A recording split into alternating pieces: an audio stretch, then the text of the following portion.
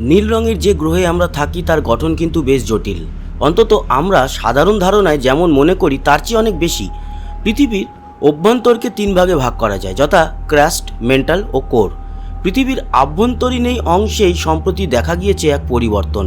গবেষকরা দেখতে পেয়েছেন পৃথিবীর অভ্যন্তরে কোর অংশটির ঘূর্ণন কমে গিয়েছে, ক্রমে তা থেমেও যায় এবং তা এখন পৃথিবীর উপরিভাগ যে অভিমুখে ঘুরছে তার ঠিক বিপরীত অভিমুখে ঘুরছে।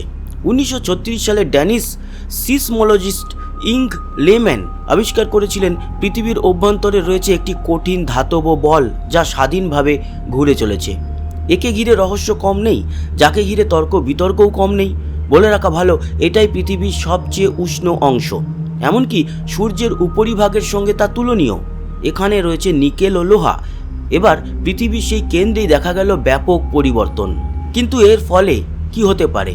পৃথিবীর কেন্দ্র হঠাৎই উল্টো দিকে ঘোরা শুরু করার কোনো খারাপ প্রভাব পড়বে কি পৃথিবীর বাসিন্দাদের উপরে? এ বিষয়ে অবশ্য আশ্বস্ত করছেন গবেষকরা।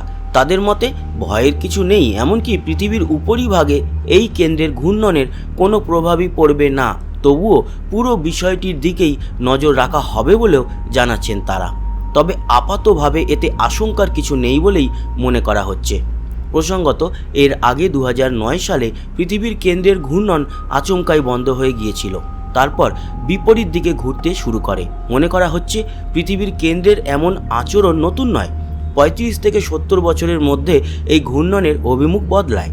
গত শতকের 60-এর দশকের প্রথম দিকে এই ঘূর্ণন নজরে পড়ে বিজ্ঞানীদের। আপাতত বিপরীত ঘূর্ণনের বিষয়টি গবেষকদের নজরে থাকবে বলেও জানা যাচ্ছে। তো বন্ধুরা, ছিল একটা অন্যরকম তথ্যমূলক ভিডিও। কেমন লাগলো জানাতে ভুলবেন না। সঙ্গে থাকবেন সাবস্ক্রাইব করে, লাইক শেয়ার অবশ্যই করবেন, কমেন্ট বক্সে আপনার মতামত জানাবেন। আসি আবার দেখা হবে। সবাই ভালো থাকবেন, সুস্থ থাকবেন, টাটা।